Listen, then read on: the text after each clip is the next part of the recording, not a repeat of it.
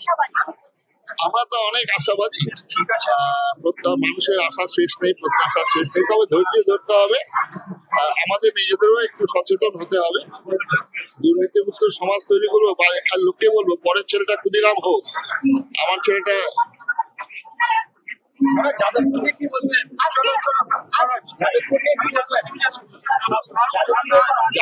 আজকে প্রধানমন্ত্রী নরেন্দ্র মোদী জি আজকে রবি দিবস উপলক্ষে শুভেচ্ছা বার্তা জানিয়েছেন।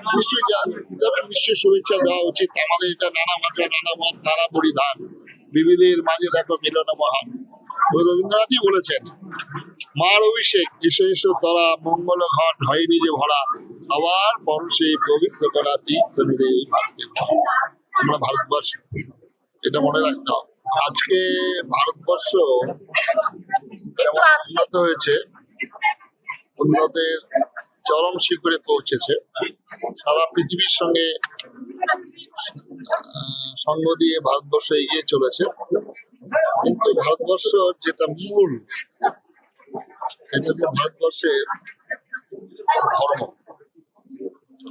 আমাদের বিপ্লবীরা যে স্বপ্ন দেখেছিলেন, যে গান গিয়েছিলেন, বলো বলো সবে শত বিনা বেনু রবে, ভারত আবার জগৎ সবার শ্রেষ্ঠ আসন হবে, ধর্মে মহান হবে, কর্মে মহান হবে, নবদিন মনে দিবে আবার পুরাতন। মানুষের বেস যদি ঠিক না থাকে, হাজার টেকনোলজি ডেভেলপমেন্ট না হবে, তার জন্য আমাদের আরো আরো অনেক চিন্তা করতে হবে। যেমন পপুলেশন থেকে হয় পলিউশন, পলিউশন থেকে হয় পলিটিক্স। উন্নত শিখরে গেলেও আমাদের আজকে মানব জীবনের যে অধঃপতন। আমি খড়গপুর আইআইটিতে গিয়েছিলাম কিছুদিন আগে, সেখানে স্যাররা খুব দুঃখ প্রকাশ করছেন, এত ইন্টেলিজেন্ট, এত ইন্টেলেকচুয়াল সব ছেলেরা রয়েছে, তারা ফার্স্ট এসে, তারা হাই অ্যাম্বিশন সে পূর্ণ হচ্ছে না, যার জন্য তারা সুইসাইড টেন্ডেন্সি হচ্ছে। এখান থেকে বাঁচাতে পারে একমাত্র ভারতবর্ষ। এবং এখানে প্রাচ্য এবং পাশ্চাত্যের যে মিলন, এটাই ভারত। খালি পাশ্চাত্য দিয়ে নয়, আবার খালি প্রাচ্য দিয়েও নয়। তাহলে সায়েন্স এবং রিলিজিয়ান, উইদাউট সায়েন্স রিলিজিয়ান হয় ল্যান্ড, আবার উইদাউট রিলিজিয়ান সায়েন্স হয়ে যায়, তাহলে একজন ব্লাইন্ড। দুজনেরই দরকার।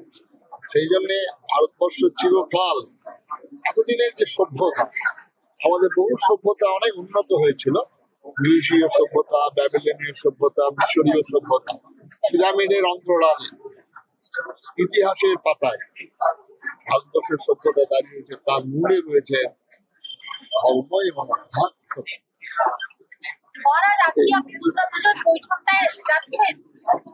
দুর্গাপূজার যে কমিটির বৈঠক আজকে আছে, বিএইচপি দের দ্বারা ডাকা হয়েছে 3:30টার সময়, আমাকে বলেছিল, আমাকে আমন্ত্রণ জানিয়েছে। আমি আরেকটা প্রোগ্রামের জন্য যেতে পারিনি, দুঃখিত। তাহলে তারা যেটা রুলস, দুর্গাপূজা আমাদের হিন্দু ধর্মের সর্বশ্রেষ্ঠ পূজা, এবং আমাদের ধর্মের যত রহস্য, যত মহত্ব, যত বিশ্বজনের আদর্শের কথা সব দুর্গাপূজার মধ্যে নিহিত হয়েছে। কিন্তু সে শাস্ত্রীয় হওয়া অবশ্যই দরকার। দুর্গাপূজা শাস্ত্রীয়। যখন আমরা কোনো ঠাকুর দেবতার যখন চক্ষু দান করি, যখন প্রাণ প্রতিষ্ঠা করি, তারপরে আমরা তাকে তার ভোগ রাগ, তার স্বয়ং, তার এসব নীতি নিয়ম আছে, সেটা এখানে আমাদের সঙ্গে শাস্ত্রী মহারাজ আছেন, তিনিও একদম নিষ্ঠা ভরে দুর্গাপূজা করেন। যখন আমরা শাস্ত্র থেকে বিচ্যুত হব, তখনই সেটা আমাদের ধ্বংসাত্মক কারণ হয়ে যাবে। না না, আগে বৈদিক, এখনো পৌরাণিক। আমাদের বহু পুজো শাস্ত্রীয়, একদম নিখুঁত শাস্ত্রীয় অনুসারে হয়। পরবর্তীকালে বিভিন্ন ক্লাব যে করছেন, যেমন মৃৎ, আমাদের শাস্ত্রীয় মতে যেমন তার পুজোর অবস্থান ড্রেনের উপরে একটা মাচা করে সেখানে করা হলো। সকালে সপ্তমের দিন কুচি কলা পাতায় নারকেল নাড়ু দিয়ে ভোগ হলো, অষ্টমের দিন একটু আলুর দম আর লুচি হলো, আর নবমীর দিন সব গাছ কেটে মাংসের দোকানে লাইন দিয়ে দাঁড়ানো। এইবারে আর আমরা মা যখন আমরা ছেলে মেয়ে যখন আসে বাড়িতে, বাপের বাড়িতে, তো বাবা মার কি আনন্দ যে ছেলে মেয়ে শ্বশুর বাড়ি থেকে এসেছে। আর আমাদের যখন মা আসছেন বাপের বাড়িতে, ডেলি বাসি আলুর চচ্চড়ি আর লুচি, ডেলি বাসি আলুর চচ্চড়ি আর রুটি, এটা হচ্ছে আমাদের মায়ের মুখ। এইবার তাহলে পিতৃপক্ষতে উদ্বোধন হবে না পুজোর? অবশ্যই হওয়া উচিত না।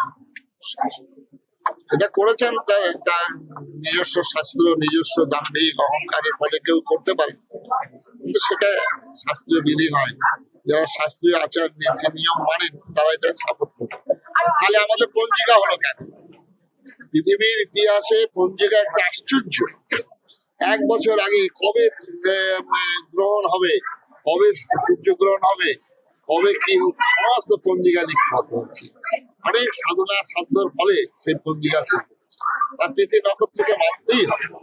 আজকে আমরা পয়সা রয়েছে, অর্থ রয়েছে, অহংকার আছে, তার ক্ষমতা আছে, আজকে দুর্গাপূজা চালু করে দিলাম, হবে? তার ইমেজ, তার আনন্দ, তার অনুভূতি আসবে কিছুতেই আসবে না। থিমকে সাপোর্ট করছেন তাহলে না? থিম কিন্তু একটা আলাদা জিনিস। থিম হচ্ছে মানুষের ভেতরে চিন্তা শক্তি নিয়ে থিম তৈরি করেছে, কিন্তু আমাদের যেটা দুর্গাপূজার যে কাঠামো রয়েছে, যেটা যা দেবী সর্বভূতেষু জাতি রূপেণ সংস্থিতা অহং রাষ্ট্রে, আমাদের একটা কাঠামোর মধ্যেই যেখানে মা দুর্গা থাকবে, সেখানে লক্ষ্মী সরস্বতী কার্তিক গণেশ একটা কাঠামোর মধ্যে, এটা হচ্ছে শাস্ত্রীয়। যার জন্য থিম অনেক কিছু হয় প্যান্ডেলে, কিন্তু পাশে আবার সেই পুজোর ব্যবস্থা। তাহলে কোথাও গিয়ে বলা যেতে পারে এবারে দুর্গাপুজোয় কলকাতার সাবেকি পুজো দেখতে চলেছে। সাবেকি একচালা পুজো যেটা। অবশ্যই, সাবেকি পুজো, এবং সাবেকি ফিরে যেতেই হবে বাবা।